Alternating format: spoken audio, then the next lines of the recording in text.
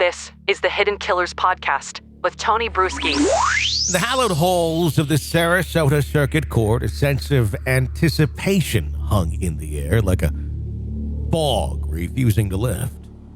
Those who gathered were drawn into a tangled web of secrets, loss, and a quest for justice. A lawsuit filed by the grieving parents of Gabby Petitto against Bryan Laundrie's family and their New York-based attorney held the promise of answers in the midst of heart-wrenching tragedy. But as is often the case, answers would not come easily or swiftly.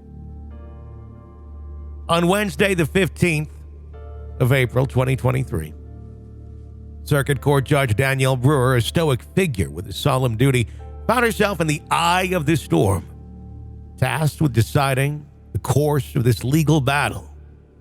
She wielded her gavel,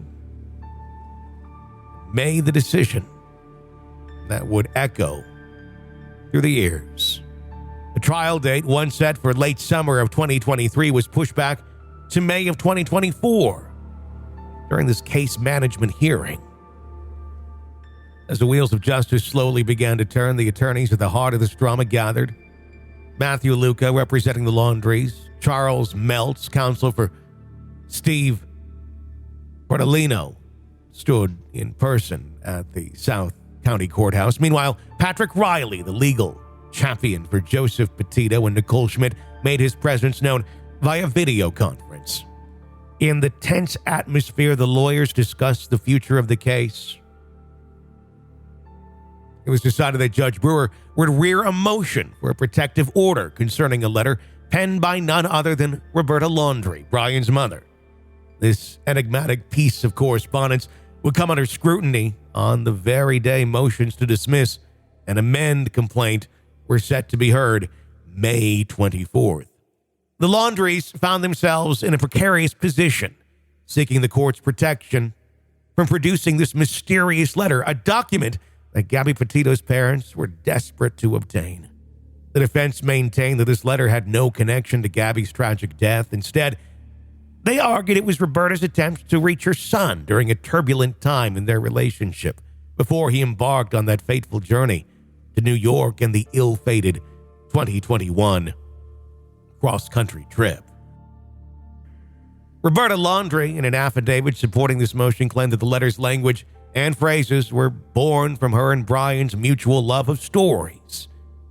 The text, she said, had been taken out of context, and the letter was never meant for anyone's eyes but her son's. But the letter held one more secret, a phrase that would give ignition to curiosity and speculation. Burn after reading. A cryptic command, Roberta revealed, was a reference to a book Gabby Petitto had given Bryan Laundrie, titled Burn After Writing. In her affidavit, Roberta spoke of her intentions in some way. I did not want anyone else to read it, as I know it's not the type of letter a mother writes to her adult son, and I did not want to embarrass Bryan. This was the reason she had written Burn After Reading on the envelope. She trusted that Bryan would understand its meaning, and in a twist of fate expressed gratitude that he had chosen to keep it. Attorney Luca argued that the letter had no power to cause Gabby Petitto's parents emotional distress, as it was neither written nor published during the relevant time period alleged in the Second Amendment complaint. He further insisted that the scope of discovery should be limited to August 27th of 21 and September 21, the period between Gabby Petitto's untimely death and the grim discovery of her body near Grand Teton National Park in Wyoming. As the courtroom emptied and the players in this tragic drama retreated to their corners, the heavy weight of this ongoing saga continued to press down upon them, lives forever altered by heartache and loss, families entwined in a seemingly endless search for answers and justice. In the quiet moments that followed, the ghostly whispers of what if and if only echoed through the courthouse corridors. But time, as it always does, marches forward, leaving the world to ponder the mysteries that lie hidden within that enigmatic letter and the hearts of those involved.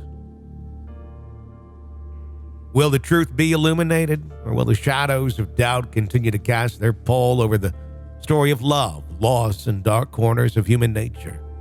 Will the Petitto and Laundrie families find solace in the decisions made within these halls, or will they be left to grapple with the unanswered questions that haunt their every waking moment? Only time will tell, as the days turn to weeks, the weeks to months, until that fateful day in May 2024, when Judge Daniel Brewer and the Sarasota Circuit Court once more become the stage for this heart-rendering tale. This is the Hidden Killers Podcast with Tony Bruschi. Dramatic moments in court this morning. And more waiting and wondering for families that are trying to grieve the loss of their children.